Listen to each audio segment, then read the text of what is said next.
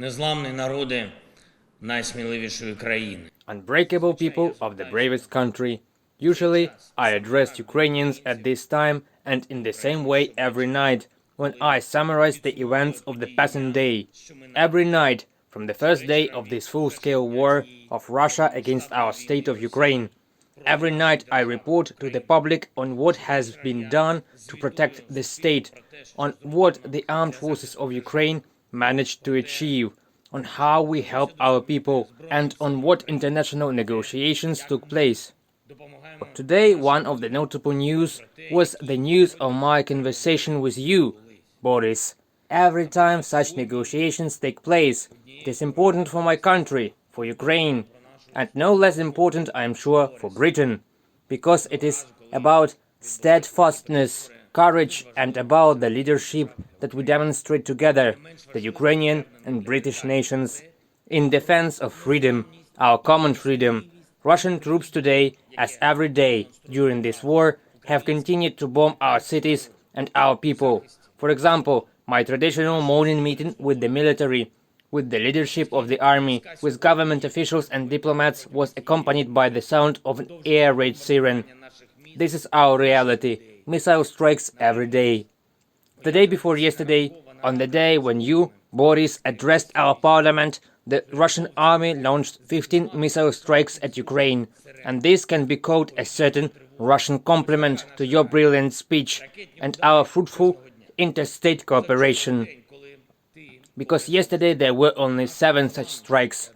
Obviously, Russia is annoyed by our proximity, Ukraine and Britain, though this means that we are really strong in defending freedom in Europe. In general, during this war, the Russian army has used 2,014 missiles against Ukraine already. 2,682 appearances of Russian fighter jets in our skies have been recorded. Each of these arrivals is the death of our people, the destruction of our infrastructure. If we take only the medical infrastructure to date, Russian troops have destroyed or damaged almost 400 health facilities. These are hospitals, maternity hospitals, outpatient clinics. In the temporary occupied areas of Ukraine, in the east and south, the situation with access to medical services and medicines is just catastrophic. Even the simplest medications are missing. Russia has brought to Ukraine and Europe such problems that we could not have imagined a few months ago. This is in fact a complete lack of treatment for cancer patients. This is an extremely difficult or impossible access to insulin for diabetics. It is the inability to perform surgery. It's just a lack of antibiotics. These are the consequences of the Russian occupation for a part of our land, for a part of our people, which we must liberate from the invaders. And we will definitely do it, in particular due to your support. Today, the rescue operation from Mariupol was continued, with the assistance of the United Nations and the International Committee of the Red Cross. People are on their way to safe territory. More than 150 people from Azovstal and more than 300 people from Mariupol and its suburbs who were evacuated by the humanitarian corridor this week are already receiving all the help they need. Medical, document renewal, financial assistance, communications with relatives, friends and families. Currently, Russian shelling and assault of Azovstal do not stop, but civilians still need to be taken out. Women, children, many children who are still there. Just imagine this hell, and there are children. More than 2 months of constant shelling, bombing, constant death nearby. We expect an effective regime of silence. We are doing everything to find a solution to save our military, heroes who defend Mariupol against the occupiers prevailing in the number of troops. There are different units there. They have many wounded, but they do not give up. They are holding positions. We do not give up either. Every day the whole team is looking for an opinion that will ensure the safety of these people, and I am grateful to everyone who helps, to all those who offered mediation and are making efforts to save Ukrainians. Today I addressed the participants of the high-level donors conference held in Warsaw.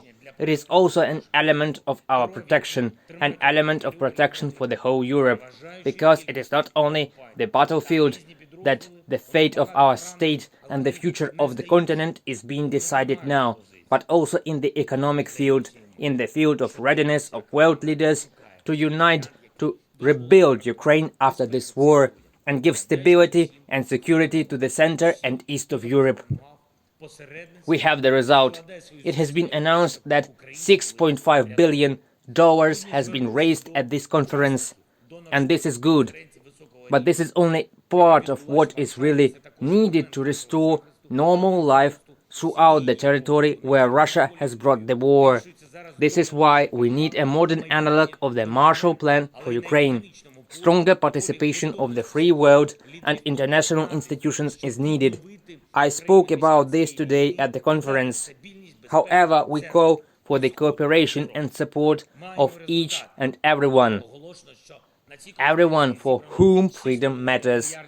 That is why United 24 was launched today, a global initiative that will unite people from all over the world around the desire to help Ukraine.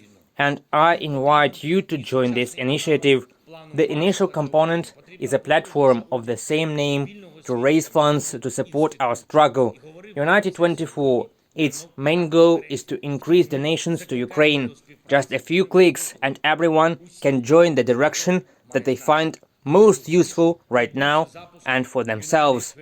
Because Ukraine needs up to 7 billion a month to cover the state budget deficit. In total, it has been calculated that already more than $600 billion is needed to rebuild what the Russian army destroyed. Just imagine this scale. That is why every manifestation of support, every sincere help to Ukraine is important, in particular yours today. Ladies and gentlemen, friends, if everyone in the world, or at least the vast majority, were steadfast and courageous leaders as Ukraine, as Britain, I am sure we would have already ended this war and restored peace throughout our liberated territory for all our people. But we still have to fight. Fight, as you, Boris, said addressing our Verkhovna Rada the day before yesterday. We are still writing one of the most victorious chapters in our history, and now we can assess the significance of this chapter, in particular by the following fact. 11,672 of our defenders have already been awarded state awards for courage and effective defense of Ukraine. In a little over 10 weeks, 11,672 people. And a few minutes before this address, I signed a decree awarding another 286 servicemen of the armed forces of Ukraine. It is on the shoulders of these brave warriors and their brothers in arms that Ukraine and, to be honest, the whole Europe are now standing.